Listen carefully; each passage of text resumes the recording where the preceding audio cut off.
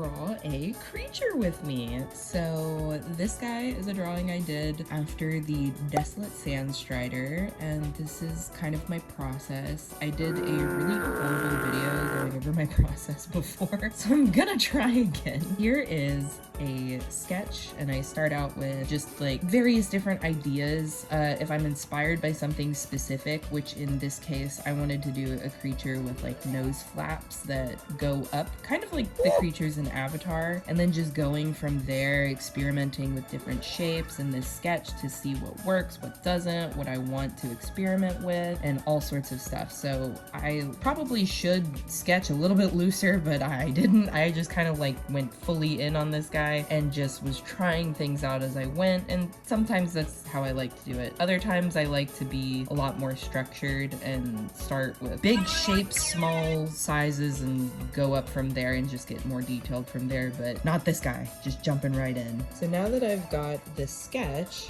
I'm filling in the base color, like yellow, green. I wanted it to have a really bright coloration because initially I was thinking of ribbon eels. I really think they're cool and they have a really colorful, cool pattern, and I'm a huge fan of black and white stripes on other colorful patterns. I just think it's a really cool pop, so I wanted to do that. Putting in all the base colors and blending them appropriately. And for all of this, I don't use anything special. I just use a medium airbrush and just change the size depending on what I need. Now I'm just trying to balance out that black and white pattern. I was testing out some things on the fins, but I wasn't messing up. And then I wasn't really feeling some of them, but I really wanted to bring that black and white throughout it. And then here I am kind of enhancing some of the wrinkles and the spots. I'm going through with the shadows, and I just go in with a darker color on a multiply layer first, but then I decided to do another technique, which is just applying that multiply layer to the whole thing and erasing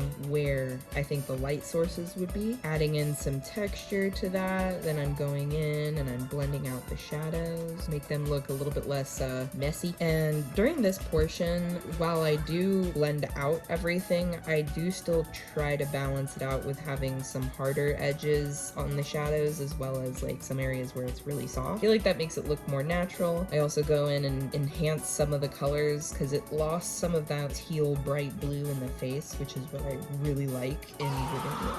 Enhancing those shadows some more, an extra multiply layer, just a ton of layers.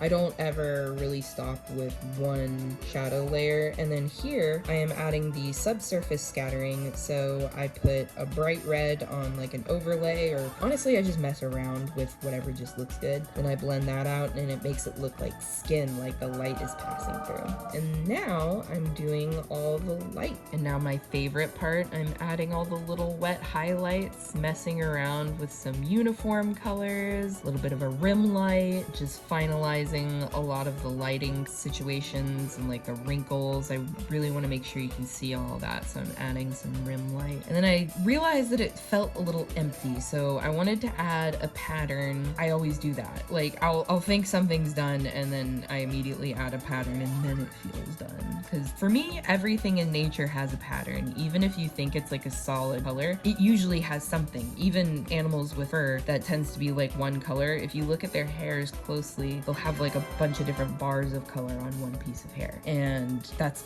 I just end up applying patterns to everything. It's my favorite thing and my least favorite thing at the same time. And now I'm torturing myself further and adding a bunch of little scales because I really liked how it looks. So I'm going in, I'm adding them, and then I'm kind of erasing a little bit to make it a little more subtle and like they're shining in the light rather than just completely out there. And clearly I could just not get my pattern right on the neck. I did not like what I was doing. I really liked how it turned out on the cheek, and I wanted to get it looking like that on the body, and it just took a few tries. So now I'll endlessly add scales and then make them a little more subtle on every part. Mind you, I fully thought that this was just going to be a sketch, and I don't know what happened, but I I drew throughout the night. So this was probably about 6 a.m. at this point. And while I do not recommend staying up all night to draw, when you have inspiration, you have inspiration. Endless scale work. And I didn't make them super uniform or anything. I wanted them to have a rough edge